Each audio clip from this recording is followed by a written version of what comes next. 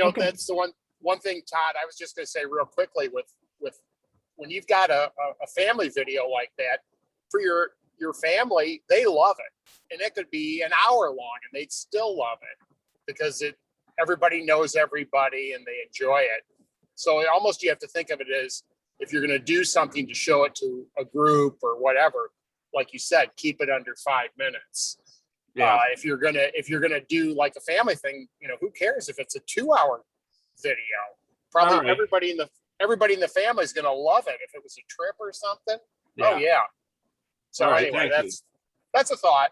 Yeah, I just a quick story about length. I did a 3-week trip to Southeast Asia, and this is back in the film days and everything. So I put together slideshows. I had 3 racks of slides to show. So I invited all my friends over, and because I'd gone to Singapore, our special drink was Singapore Slings that night. To make the story bearable, most of the people had passed out after the first rack of slides and didn't even get to make it to the second and third ones. Well, that's one way to get your audience going. Right. Well, we've started. Sorry, I didn't set the video to record right at the very beginning to hear the initial question that you had, Todd, about using your gimbal, and it's a DSLR then that you're using Yes. on it. Yes. And Yeah. So it's fun, and actually, as far as the stability of the images, the video and everything was much better. Just like I said, it was this joystick, and the joystick is, I don't know if all joysticks are like this, but this one is extremely sensitive. I mean, just the slight movement and it's going that direction. So I'm going to work with Kevin's idea there and just lock it, and I'll move it around to where I want to go. But one of the cool things, and I attempted to do this, but wasn't successful, is we were at Pigeon Point Lighthouse, and there was a nice fence looking out over the ocean, the lighthouse and everything. And I was able to set it on top of it. And you can actually press the joystick, left or right, and it'll do a 360. And so I attempted that, except for I got in the way.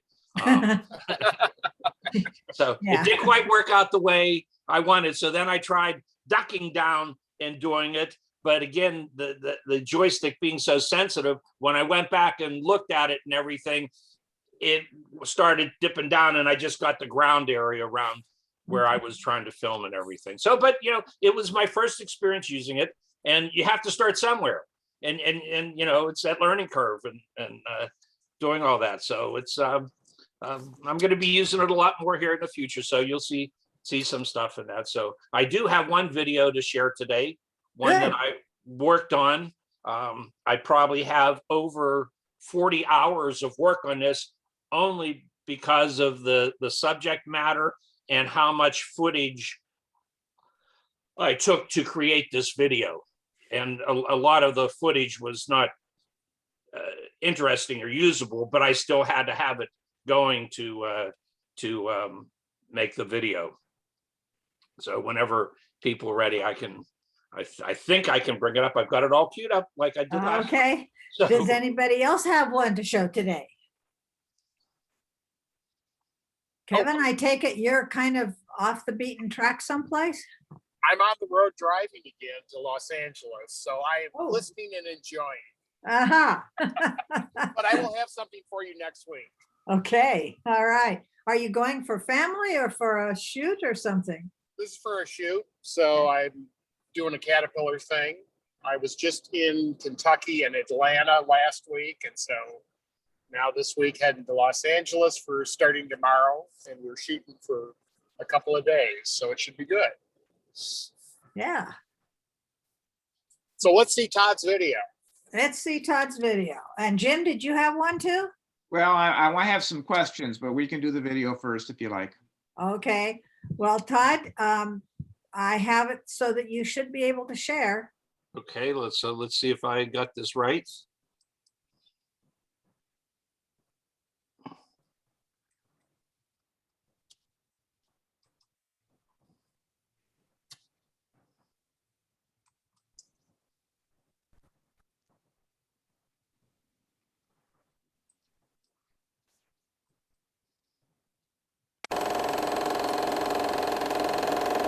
see it? Yes, we can. Yes.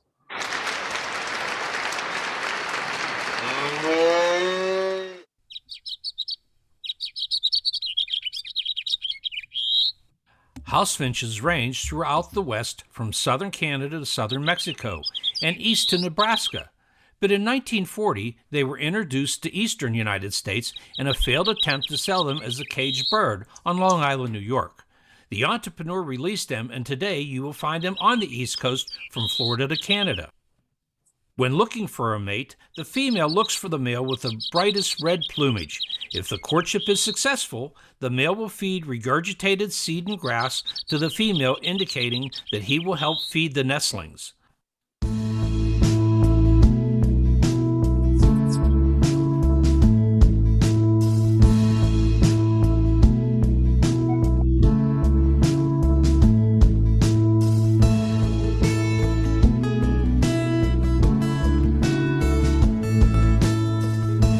The young fledge 11 to 19 days after hatching. In my case, I was able to video them for 10 straight days until they flew the nest.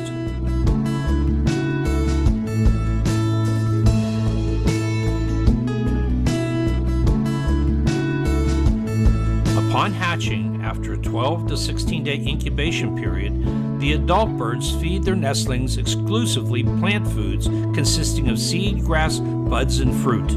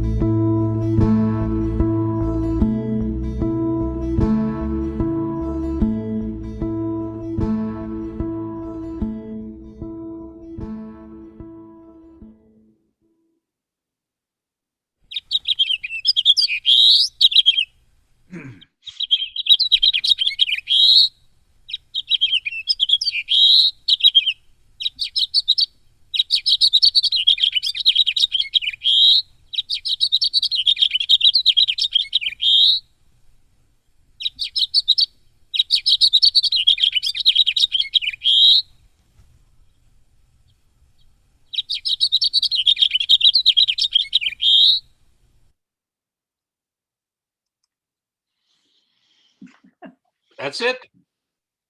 That was fun. You had said you had set up cameras out there. Refresh our memory as to what kind of cameras you put out there. So I had my GoPro that I mounted to the beam of the porch. That's the one that got all the close-ups of it.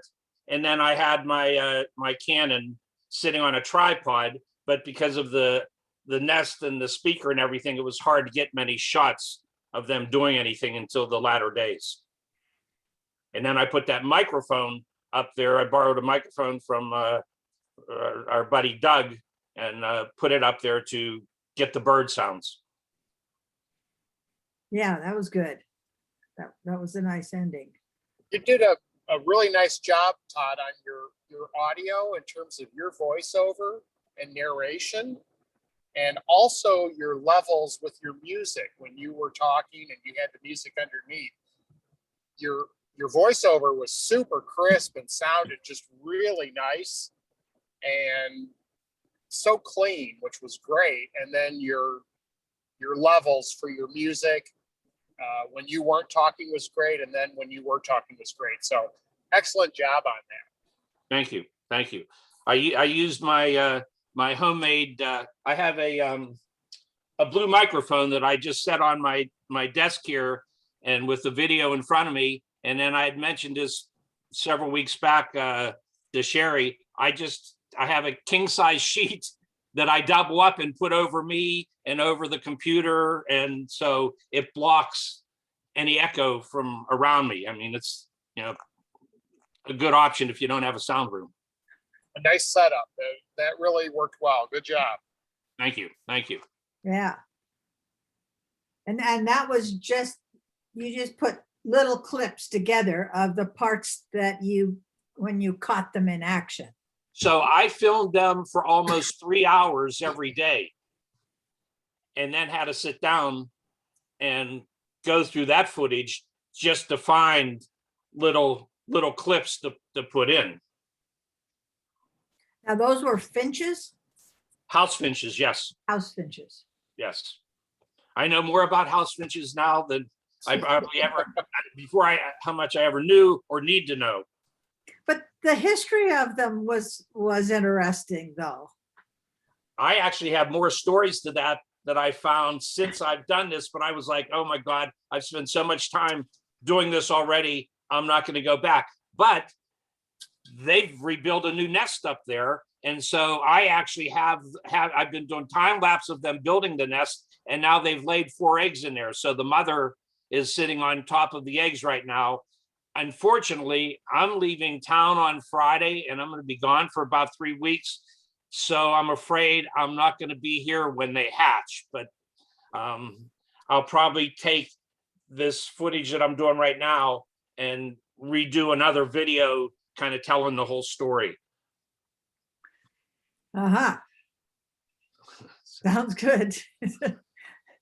Yeah. It was a lot of watching video, and I would speed it up to a point, but you can't speed it up too fast, because then, I mean, they fly in and can fly back out. But one of the things was fascinating to me is just how fast the nestlings grew.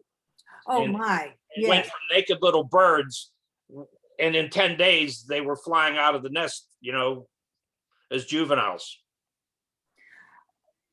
Yeah. So I'm assuming that the one that didn't fly probably got eaten by something. It could have. My whole backyard's all fenced in by wall and everything, so it is Yeah, but- possible. A hawk or something. Yes, yeah. A So roadrunner. it's all that is possible and everything, but it trying to fly and then going around into that little bush was the last I saw it. The next day I didn't see it anywhere around the yard, so either it got strong enough and was able to fly, or something got it. Or it's still back in that bush and you just can't see it. Maybe. Yeah. Okay, so Jim, were you next with a video or a question? I can't remember. Couple questions. Questions. All right, first question is a product question. I came across an ad when I was looking for some other things for a product called Grip and Shoot. It's a way of holding a cell phone. It has sort of a trigger and another little dial that allows you to switch from video over to regular images, etc. And it seems to be a really nice way to hold a cell phone and take pictures and video and things. Have any of you ever heard of it before? Grip and Shoot? No. No, No. I have a gimbal, but no, for the iPhone. Yeah, But this is like a regular handle that you can move your wrist around and, point and turn it on and off with a finger. right, and it's where's my other phone? It should be here somewhere. It's not one of the little pop-outs though. Here. It's not a pop-out like this. No, it's a regular that- handle. Yeah, that works also very well. Yeah. So a handle, huh? Yeah.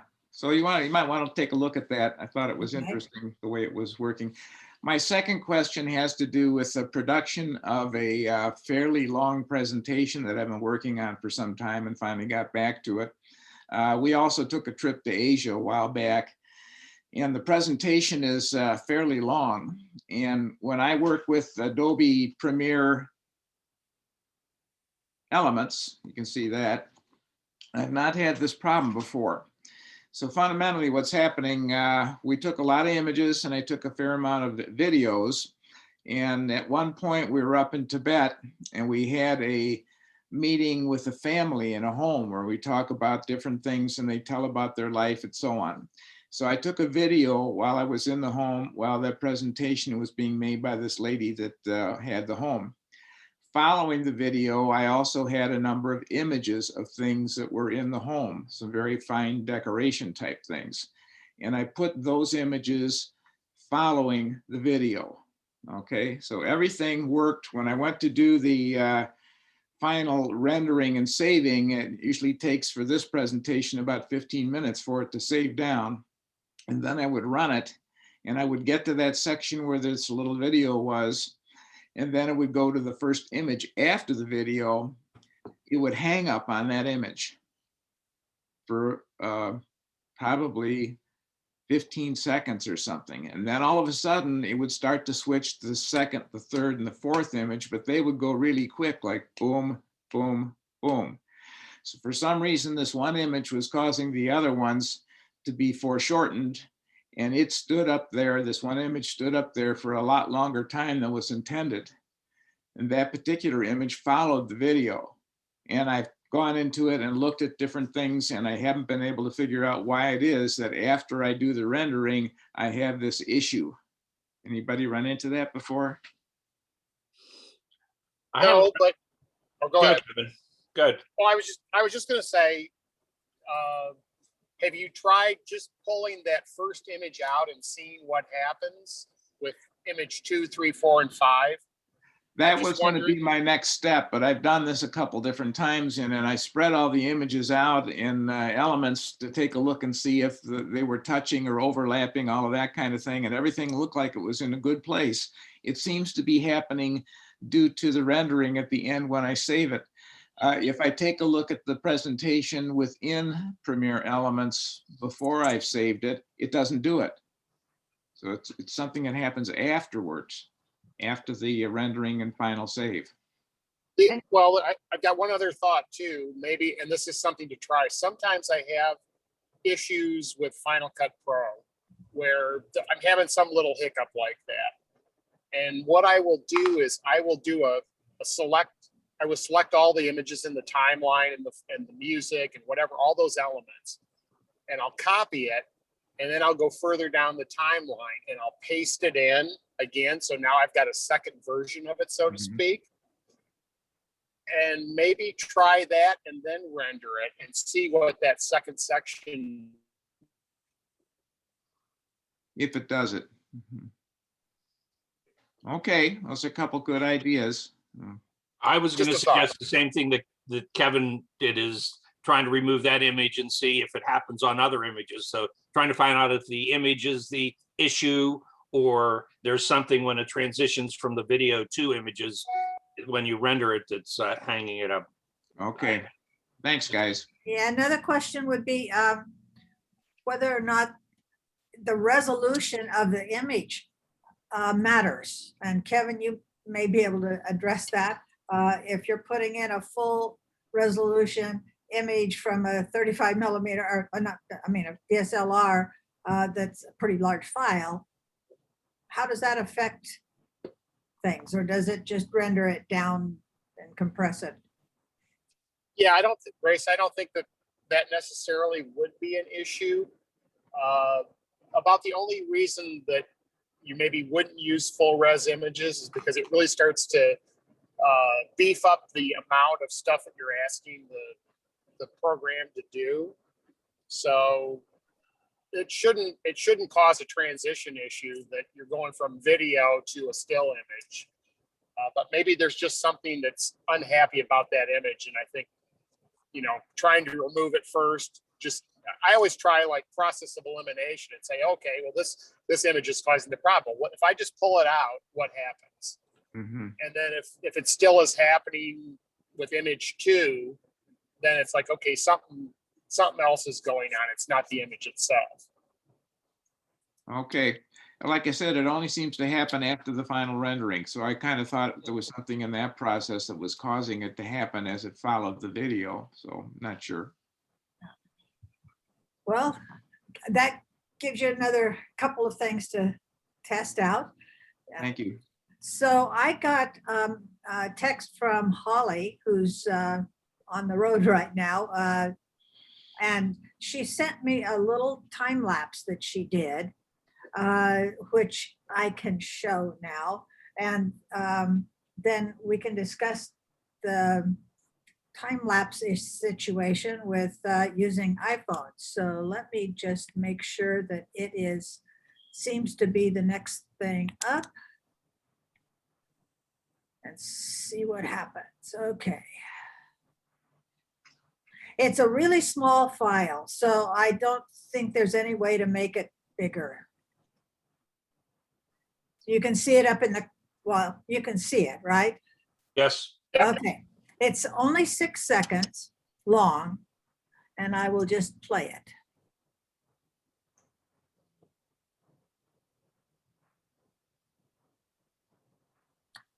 That was it. So let me play it again, just so you missed it, in case you missed it.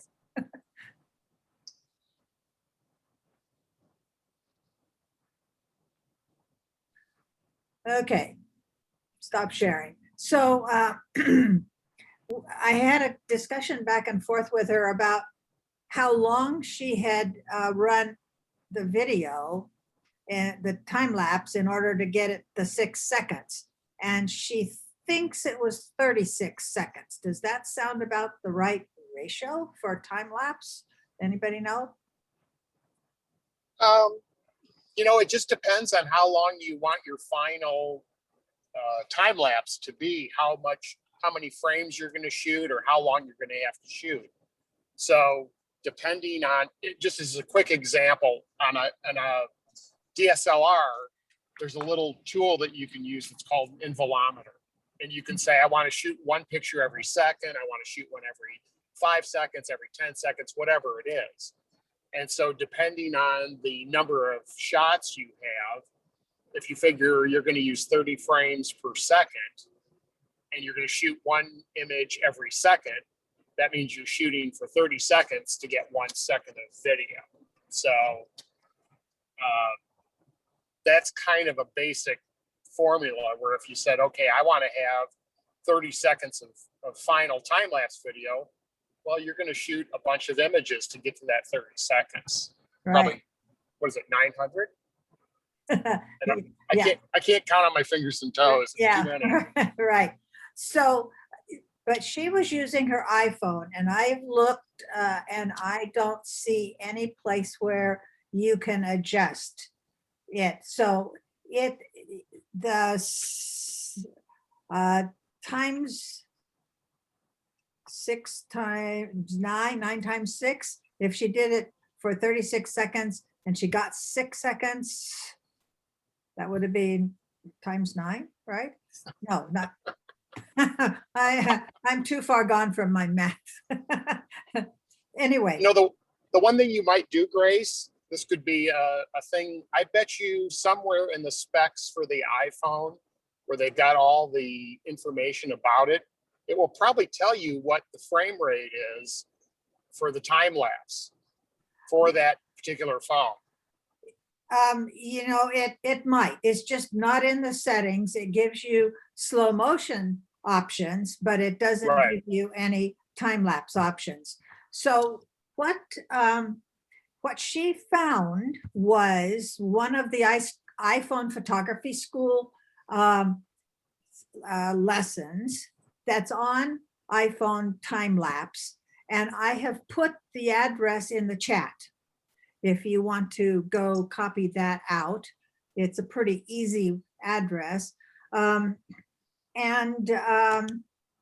let me just pull up the, let's see if I can, let me see if I can pull up, okay.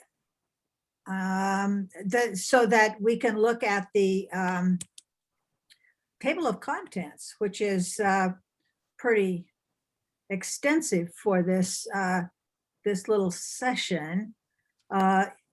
Okay, you can see that time lapse. Can you see it? Yes.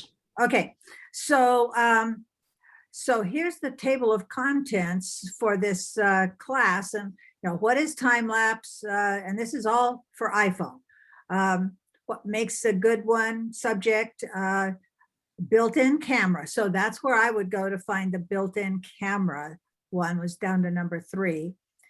How to change the iPhone time-lapse settings. Oh, that will be interesting. Hyperlapse app. And so evidently that's an app that you would go out to get. And OnSnap app, I don't know about that, but choose the best time-lapse app, and pro tips, capturing incredible time lapse on the iPhone. So number 3 down here somewhere should have the built-in camera. And just skimming this, I'm not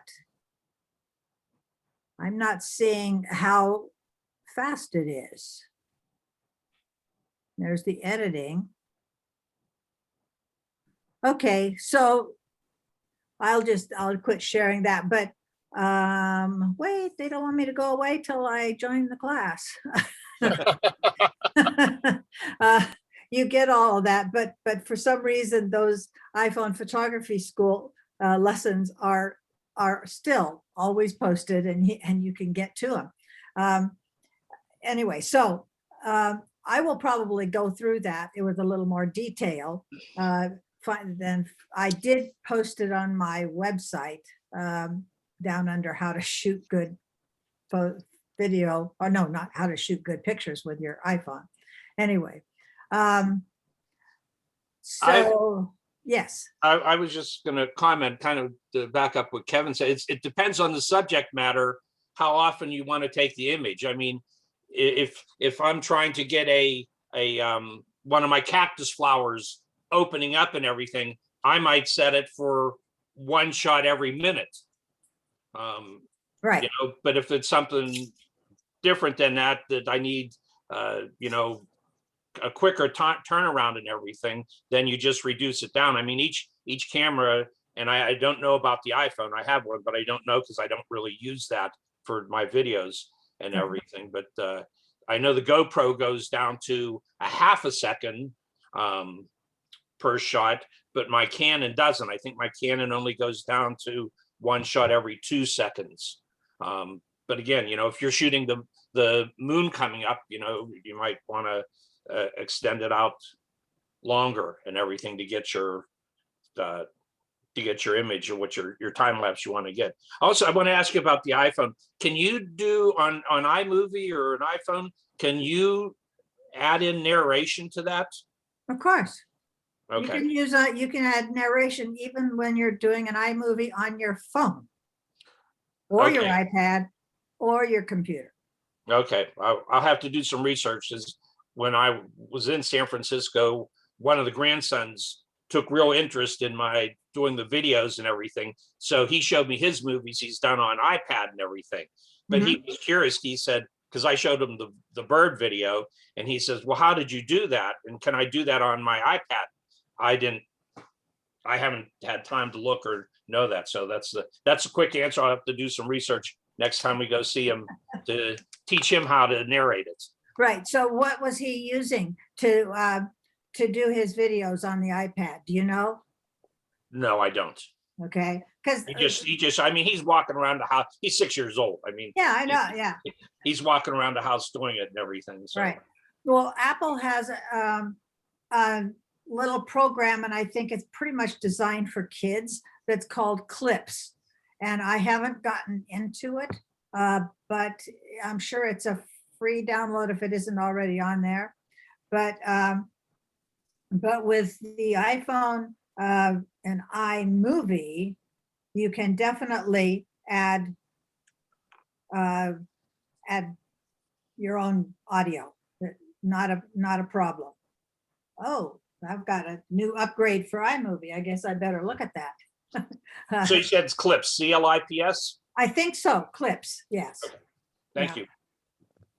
And when the Apple Store starts back up again, hopefully sometime soon, they offer classes, in-store classes for things like that. I didn't take the Clips one. I did take their one on time lapse and hyperlapse video. And we walked around the mall with my gimbal, and man, it was fast because I was walking and the camera was walking. But I'm interested now to go back and see how in the settings you can change things, because I couldn't find it, but maybe it's there. Yeah. So how are we doing? Anybody else have anything to share? I got Holly's shared. That was important. Don't all speak at once. Out of curiosity, is there going to be a Zoom meeting next Monday, being Memorial Day? Let's just plan on it unless you hear otherwise, I guess. Would any of you be there if it was? I will. Okay. Oh, well, Kevin, if Kevin's there, we'll all want to be there. I know about that. Stuff. Maybe. I'm going to be on the road traveling, so I don't know, depending on how far along I am on my journey, whether I'll be able to stop and do it for the next few weeks, actually. Okay. Well, I know Sherry was going to be back next week. She was just gone for today. So let's plan on it. If she starts the meeting and nobody shows up, well, I guess we'll just stop it. But So I have another question if no one else does. sure. I have been using Adobe Premiere Elements for my video editing, and there's a few places. I know it's limited. I'm not on the pro level because I'm too cheap and I don't want to spend the money to pay for it every month. So I've been looking at the DaVinci, but I downloaded the DaVinci to my laptop because it's more designed for video editing, and I'm getting a configuration warning, and it's saying that the Nvidia driver is known to have issues, that I need to use a different driver. If anyone else has tried to download DaVinci and had that issue? I think Brian and Susan use DaVinci for their editing. It would be interesting to hear their thoughts. Yeah, that's I know before, COVID shut us down and everything, they were using a different, I think they were using the pro version of Yes. Adobe, but have since switched. Yep. You're correct. Yeah, they got tired of paying that monthly Fee. fee for Premiere, so they switched to DaVinci, and I think they've been on DaVinci for at least 6-8 months, something like that. So I'm just I'm hesitant to start playing around with the driver on there because I don't want it to affect everything else on the laptop's working fine. So I'm like, well, I don't want to really start screwing around with something I really don't know much about. But Do you have a desk computer that you use too, Todd, or just your laptop? I have both. So I'm on my desk computer right now, but it is old and slow. And it doesn't do well in my video editing.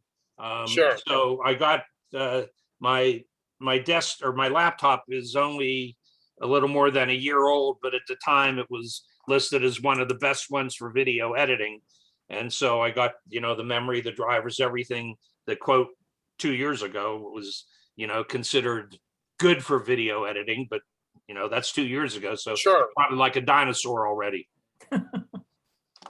You might try doing whenever I have a question like that and I'm not sure where to turn. Usually there's forums that are out there that you can go on. And I would bet you that you did a little search, you find a forum about fee and you pose the question and say, here's specs of my laptop. Here's what it's asking me to do. Anybody run across this issue and you updated your driver? If so, and usually I find when I do something like that, it's amazing. Somebody will get that to me sort of answer. So yeah. That's a good idea. I'll check out, look for forums on that to see if let someone else be the guinea pig before I start messing around with my my laptop that I create more problems than what it's worth. Right. I would agree. Thank you. Yeah. So can we come up with anything else today?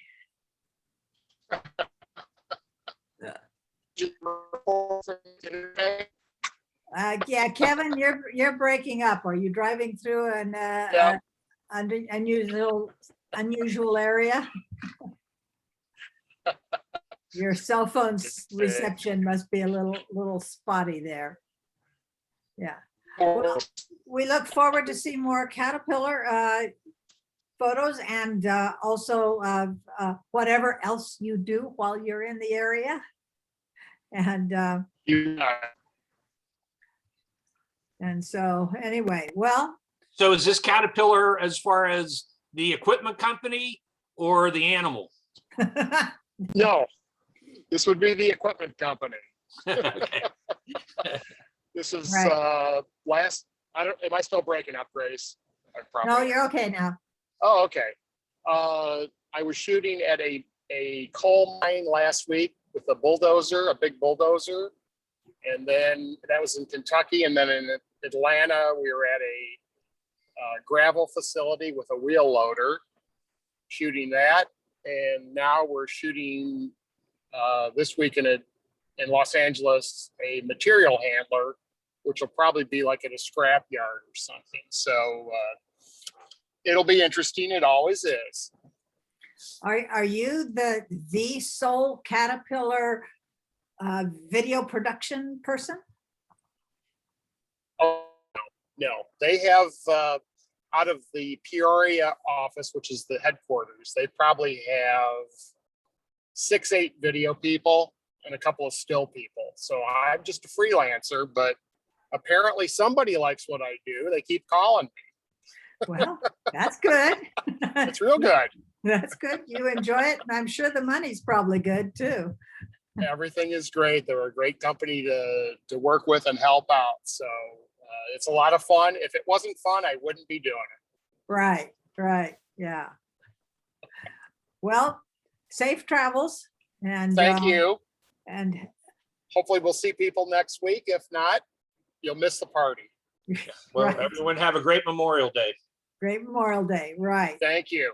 Okay. Well, we'll say adios for today then. All right. Bye, Thanks, everyone. Grace. Okay. Bye-bye. Bye.